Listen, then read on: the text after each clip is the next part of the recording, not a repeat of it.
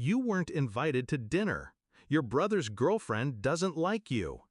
I stared at the screen, the message pulsing in my hand like a live wire. They didn't mention the $120,000. They didn't mention that their business still ran on my money. I typed one word, okay, and then I opened my laptop. 3 years earlier, it had been my father's voice that convinced me. It's a family dream, sweetheart, just a little help to get us started. The little help was my savings. Every cent I had from 10 years of working nights and eating noodles out of plastic bowls. I remember my mother hugging me, her perfume clinging to my jacket. We'll make you proud. I believed them, because that's what children are trained to do, believe. The first cracks. It wasn't one big betrayal, it was a series of small, quiet ones. Meetings I wasn't invited to. Financial updates they forgot to send. My brother taking credit for the marketing plan I wrote. Then came her, the girlfriend with the laugh that sounded like she was mocking someone in another room. She never looked me in the eye, never said my name, and suddenly family dinners started without me. The moment. That text was the last nail. Not because it was cruelty I could stomach, but because it was dismissive. A dismissal after I had built their foundation. I didn't yell, I didn't confront, I just started digging. The plan. I pulled up every transfer receipt, every email, every contract I'd saved just in case. 157 receipts. And I noticed something they hadn't.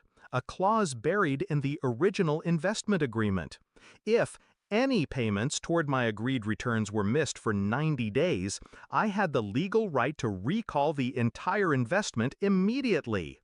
They had missed 2 already. The third was due next week. I didn't wait. I called my bank, my lawyer, and 3 other people I trusted more than my own blood. I filed the recall. Every account they had tied to the business froze within 48 hours. The calls. The first one was my mother. Her voice trembled. "There's a mistake, honey. We can't access our funds." "Not a mistake," I said. "You can't do this."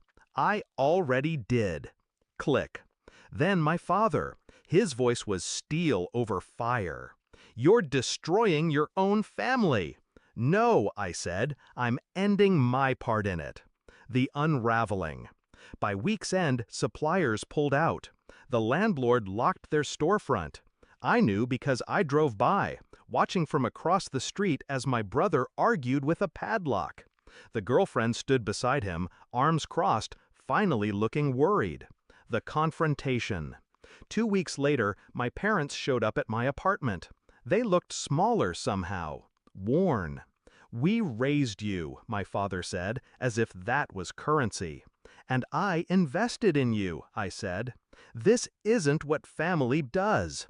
"You're right," I said. "Family doesn't erase you because a stranger doesn't like you." Silence. They didn't apologize. They just left. The aftermath. I sold the debt to a competitor who had been circling their business for years. They took everything. Inventory, branding, location. The last time I saw my parents, they were working for someone else. I walked away with my money plus interest. But the real return wasn't financial. It was the look in their eyes when they realized I'd been quiet, not weak. Final thought. People think revenge is fire. It's not. It's water, cold, patient, and it erodes everything you aim it at. Until one day, it's simply gone.